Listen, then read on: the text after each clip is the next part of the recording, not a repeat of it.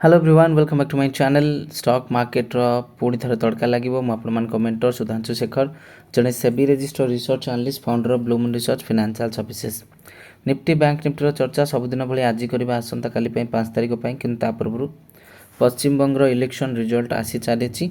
आपण मैंने जानते सेठी कौन हवा जाऊँगी तो सब गोटे कथा कहबी कथा लॉजिकल हवा दरकार लोक मैंने बहुत चालाक से समय सहित बुझी ही जाती जदि आगु चालाक न था कई जड़े कही कि यही पर्टिकुलर सरकार आसिले अंडा मिलनी माछ मिलनी बोधहुए आमे मैंने सब जिनस रैंक करुचे टॉप 3 रे मु एक्जाक्टली चेक करनी 2 वर्ष हम गोटे गवर्नमेंट आम ओडिशा रे शासन करुच्ची डायरेक्टली किसी कहबी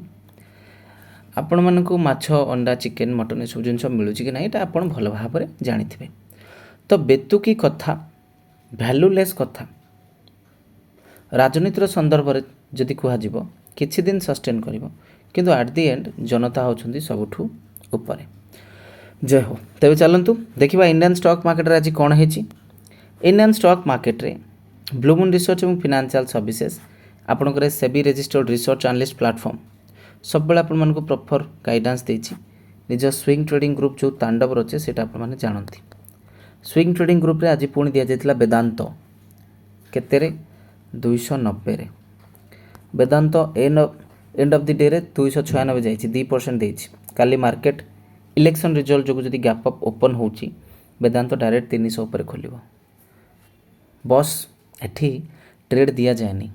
एठी मो क्लाइंट माने जाहिर करती जे आमे सुधांशु सार ट्रेड नहीं काम करिचु एवं 2 पैसा काढ़ीचु that is the value free Telegram channel जो मैंने विजिट करना विजिट करने चलतु देखा कौन हम काली को बहुत बड़ा ऑफर अच्छी टिके वीडियो आगू गला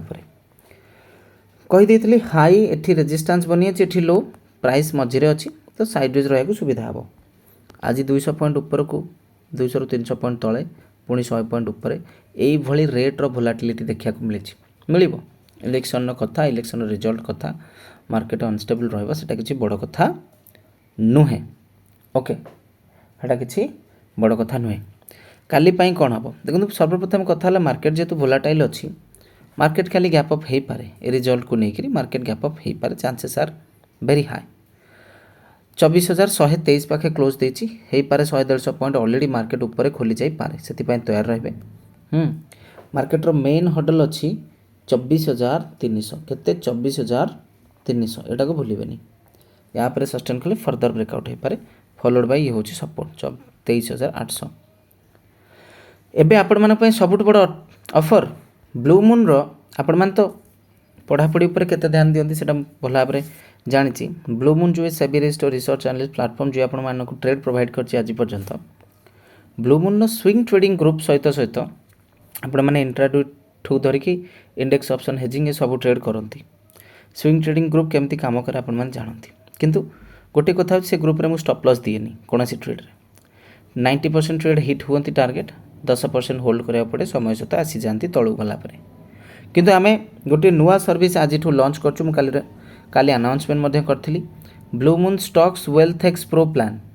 ए प्लान को जेकोसी व्यक्ति जॉइन करा चाहती